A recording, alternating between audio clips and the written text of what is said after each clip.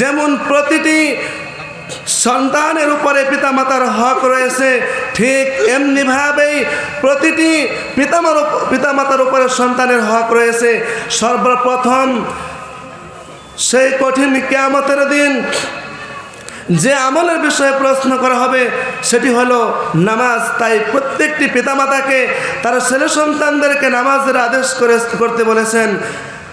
আল্লাহ রাসূল সাল্লাল্লাহু আলাইহি সাল্লাম বলছেন, জামে তিরমিজির 413 নম্বর হাদিসের রাবি হযরত আবু হুরায়রা রাদিয়াল্লাহু তাআলা আনহু তিনি বলেন, ইন্না আউওয়ালা মা ইউহাসাবু বিহিল আবদু ইয়াওমাল কিয়ামাতি মিন আমালিহি সালাতুহু।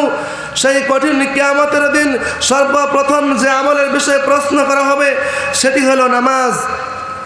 তাই প্রতিটি মানুষকেই প্রতিটি পিতামাতার প্রতি যে দায়িত্ব দেওয়া হয়েছে, যে হক রয়েছে, সেই হক আপনাকে অবশ্যই পালন করতে হবে।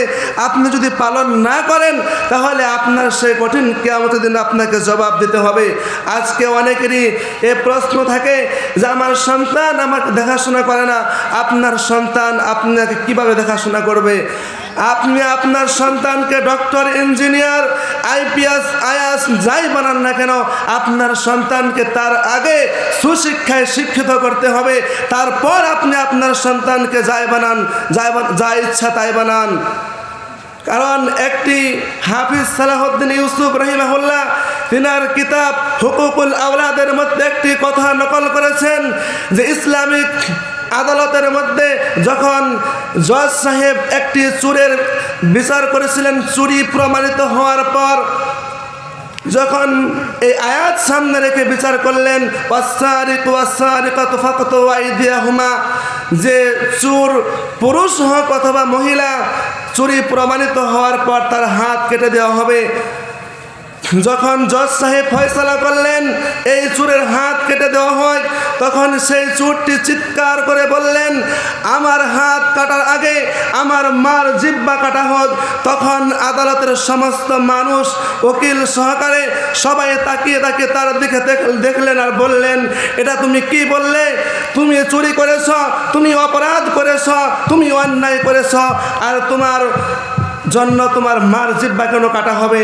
তখন ছেলেটি উত্তর দিয়েছিল, যখন আমি সর্বপ্রথম আমার প্রতিবেশীর বাড়ির থেকে, আমার বাড়ির পাশের বাড়ির থেকে একটি ডিম চুরি করেছিলাম, সেদিন যদি আমার মা আমাকে সদ্বাস না দিয়ে আমার মা আমাকে বলেছিল আজ আমার সন্তান পরিপূর্ণ হয়ে গেছে, কামানো শিখে গিয়েছে, এই কথা না বলে যদি সেদিন আমার মা আমার গালের মধ্যে একটি থাপ্পড় দিয়ে বলতো যে আমার আদরের সন্তান, যে কাজ তুমি করেছো এটি অন্যায় কাজ করেছো, এটি ভুল কাজ করেছো, যেখান থেকে এই ডিমটি নিয়ে এসেছো ওখানে রেখে আসো, তার বাড়িতে তুমি ক্ষমা চেয়ে আসো, তাহলে হয়তো আজ আমি চুরি করতাম না, আমার হাত কাটা হতো না।